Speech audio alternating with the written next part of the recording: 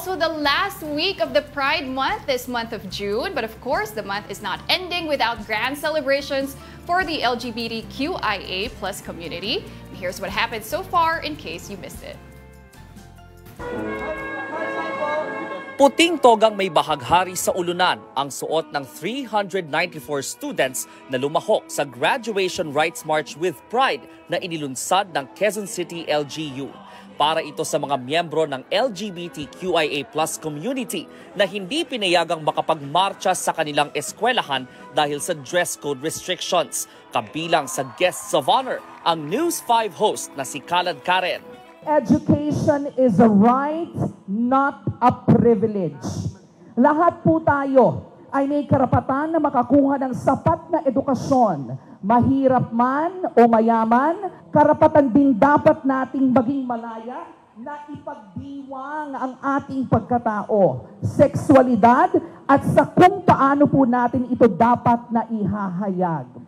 Ito ang kauna-unahang pagkakataong nagkaroon ng graduation ceremony para sa LGBTQIA+ students sa bansa. Sana hindi na natin kailangan gawin ang ganitong klaseng special graduation ceremony dahil lahat ng mga graduations in the future will be inclusive and will respect the authentic selves of all the graduates. Nakatanggap din ng gift packs ang mga nakiisa sa March with Pride.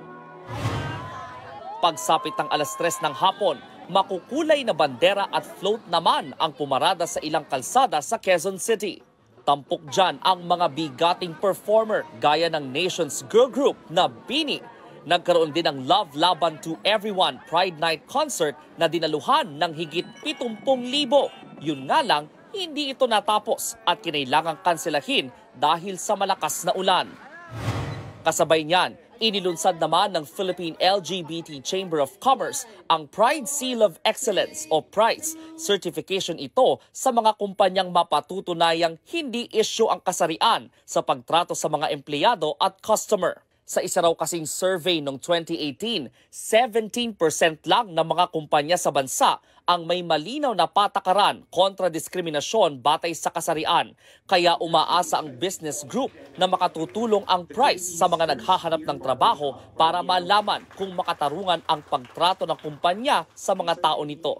Hindi ho kami salot ng lipunan. Kami po ay kakampi nyo, kaagapay nyo, kasama nyo sa pag-unlad. Dahil kami may mga negosyo na nagbibigay ng hanap buhay, kami mga profesional na tumutulong sa mga kababayan natin.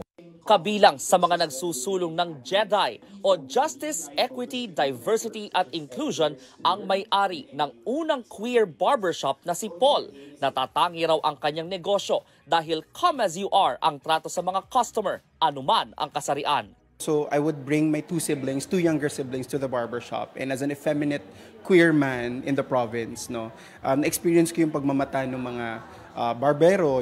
Para sa 1PH, Brian Basa, News 5.